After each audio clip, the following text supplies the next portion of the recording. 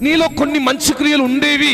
ఒకప్పుడు ప్రార్థన చేస్తుంది అని, వాక్యం చదివే వ్యక్తివి, ఉదయకాలం లేగానే భక్తి కలిగి దేవుని సన్నిధిలో మొరపెట్టి మోకాలు ఉండకుండా ఆ దినాన్ని ప్రారంభించే వ్యక్తివి కావు నీవు ఒకప్పుడు. అయితే ఆ మునుపటి క్రియల్లో కొన్ని పాడైపోయినాయి, కొన్ని తొలగించుకున్నావు.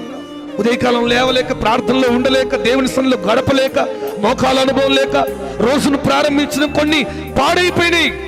ఒకప్పటి క్రియలు ఎంతో దేవుని మెప్పించాయి. ఒకప్పటి నీ నడవడిక దేవుని సంతోషపెట్టింది. కానీ ఆ క్రియల్లో నువ్వు కొన్ని తొలగించుకున్నావు, కొన్ని పోగొట్టుకున్నావు. ఒకప్పటిలాగా ఆసక్తి లేదు, కొన్ని పోగొట్టుకున్నావు. అయితే కొన్ని క్రియలు ఇంకా మిగిలి ఉన్నాయి. ఒకటో రెండో క్రియలు ఏదో పై భక్తి చేసినా అప్పుడప్పుడన్నా దేవుని భయం నీలో అలాగ మిగిలిపోయింది. వాటిని బలపరచుము అంటాడు. నీ మొదటి క్రియలు స్థిరపరచుకో, నీలో ఉన్న ఆ సత్ప్రవర్తన స్థిరపరచుకో. స్థిరత్వం లేకుండా జీవించకు. సార్దిస్సులో ఉన్న ఆ ప్రజలు నడిచినట్టుగా నడవకు. ఒకవేళ సార్దిస్ సంఘం వల్లే మనం అపవిత్రమైన స్థితిలో నడుస్తున్నామేమో, పవిత్రతను కాపాడుకుందాం, పరిశుద్ధతను కాపాడుకుందాం.